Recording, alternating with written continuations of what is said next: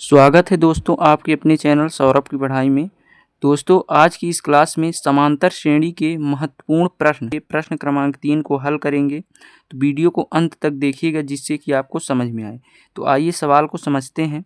तो आपका सवाल है, एक समांतर श्रेणी में a equal to 5, d equal to 3 और an इक्वल टू 50 दिया है। ठीक है, n और sn ज्ञात करना है। यहाँ सबसे पहले आपको लिखना होगा हल दिया है, जो दिया है उसको सबसे पहले लिखिए आप। ठीक है, तो दिया क्या है, a इक्वल टू 5, ठीक है, प्रथम पद है, और d का मान है 3, ठीक है। an का मान क्या है, an बराबर 50, ठीक है।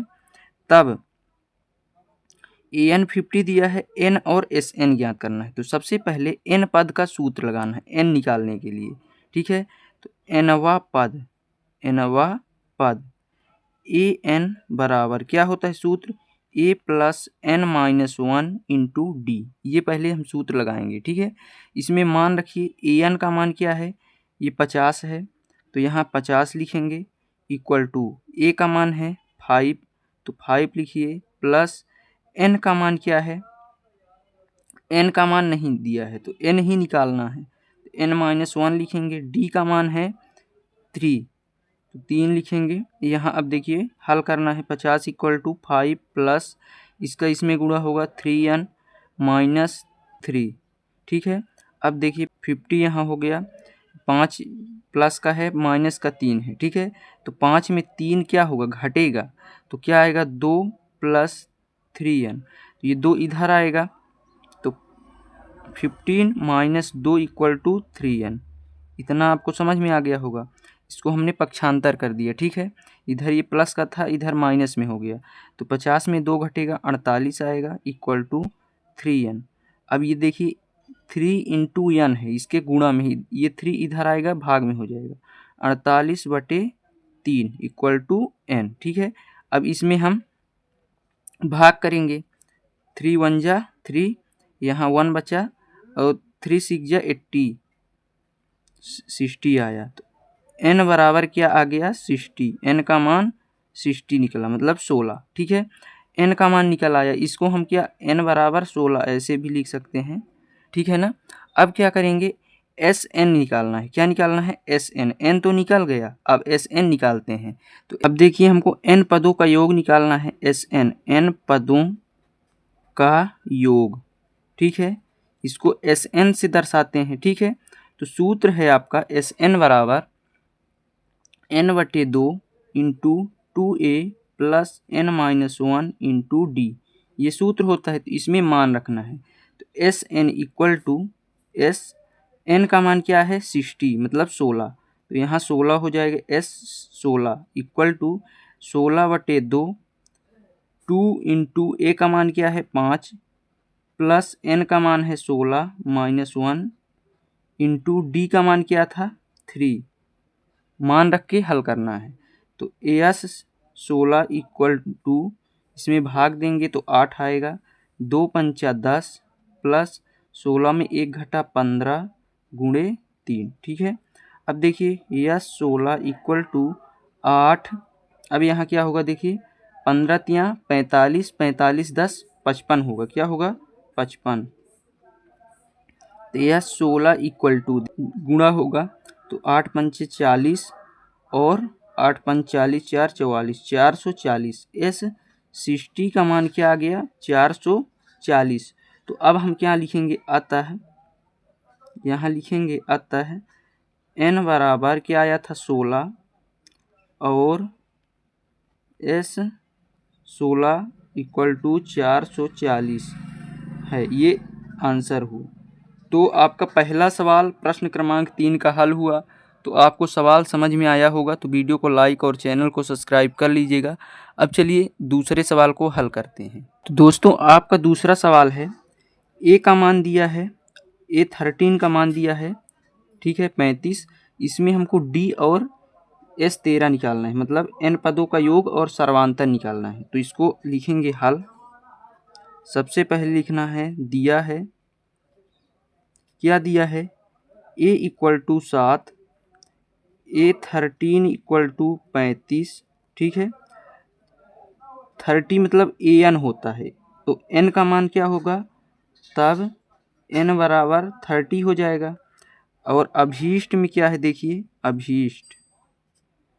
अभीष्ट में d और Sn ज्ञात करना है, इस प्रकार आपको लिखना है। फिर अब देखिए यहाँ पर हम सबसे पहले क्या करेंगे, एन पद का सूत्र लगाएंगे।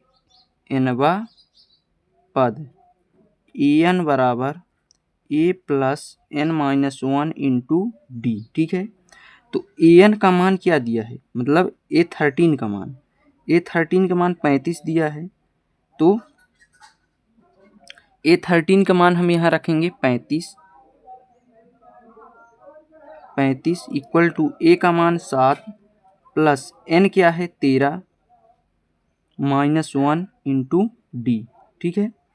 तो 35 ये 7 प्लस का है, इधर आएगा तो माइनस का 7 हो जाएगा, इक्वल टू 13 में 1 घटेगा तो क्या बचेगा 12 डी, ठीक है।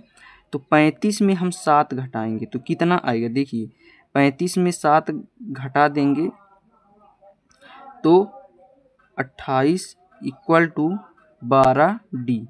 तो डी के इंटू में 12 है तो ये इधर भाग में आ जाएगा, 28/12, तो डी इक्वल टू, ठीक है। तो इसको हम 2 से विभाजित करेंगे तो क्या आएगा, देखिए डी इक्वल टू, ये इसमें भाग देंगे तो 14 दूनी 28, 2 छक्के 12, और इसको छोटा करेंगे 7 दूनी 14, 2 तिहाई 6, ठीक है। इसको काटने पर डी का मान क्या आ गया 7/3। अब क्या करेंगे, S30 निकालेंगे, S13वां पद, तब n पदों का योग, सूत्र लगाएंगे, S13 बराबर क्या होगा n/2 into 2a plus n-1 into d, ठीक है। ये हम सूत्र लगाएंगे तो यहाँ पर मान रखेंगे S13 है, ठीक है ना।